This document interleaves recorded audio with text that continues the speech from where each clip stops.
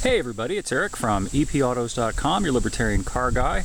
Wanted to show you the 2020 Kia Telluride, which is the largest Kia built to date. It joins the growing ranks of big cars from small car companies.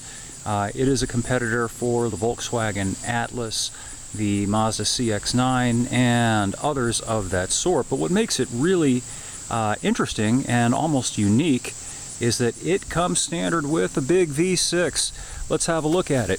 Most of the others in this class, even though they're big vehicles, come standard with little turbocharged four-cylinder engines, which is kind of a mismatch functionally and otherwise, and that mismatch is betrayed to some extent by, bear with me for a minute, the fact that most of them that have these little four-cylinder engines as standard require you to opt up to a larger engine in order to get all-wheel drive. You do not have to do that with the Telluranger.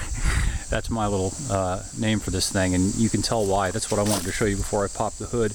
The name of the vehicle is spelled out in nice hunky letters here on the front end, and it's got a nice, tough, manly looking front clip. Good looking vehicle, but let's look at what's under the hood, which is better than good. So there it is.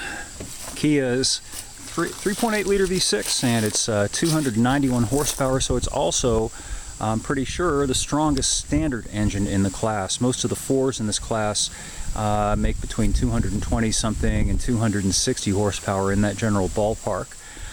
You get a standard 5,000 pound tow rating with this Kia, which is nice to have. It's got the extra reserve power to deal with a full load. A lot of the other ones really don't. The Atlas, for example, a nice vehicle, but with its standard engine, it can only pull 2,000 pounds, which is pretty weak for a big vehicle. A lot of cars can pull just about the same. A lot of mid-sized cars can pull 3,500 pounds, and for a big three-row SUV, that's pretty meager. Some other cool things about Kias, and this is a general thing, which I've noticed as I've evaluated them over the years, is that they really make an effort to make basic maintenance and service easy for the owner. For example, if you have a look here at the air filter, you don't even need any tools to take it out. It says pull out to open the air filter. So that's what you do. You pull on that little thing pops out like that, and as you can see, there's a little flip switch there and a little flip switch there, and then you just pull out the air filter, and that's it. Bada boom, bada bing. You don't have to worry about a whole lot. The battery is nicely accessible, very easy for anybody just about to pull that thing out if you ever had to.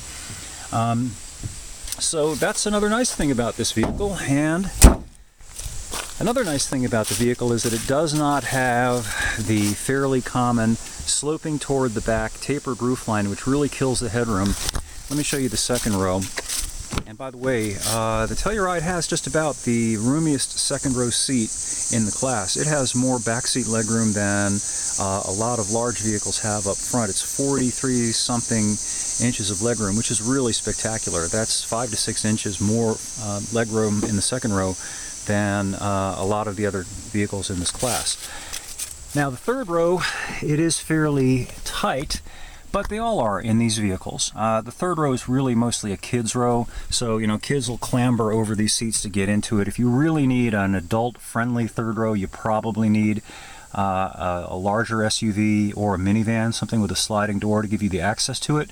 But the point that I wanted to make, or the thing that I wanted to show you here, is that the roofline stays pretty much the same all the way to the back, which means that the backseat headroom is very close, third row headroom is very close to functionally what it is for the second row. So although the seats are a little bit tight back there, they're actually serviceable for large adults, and that's another nice thing about this Kia. Anyway, I'll have more up on the site, epautos.com, shortly.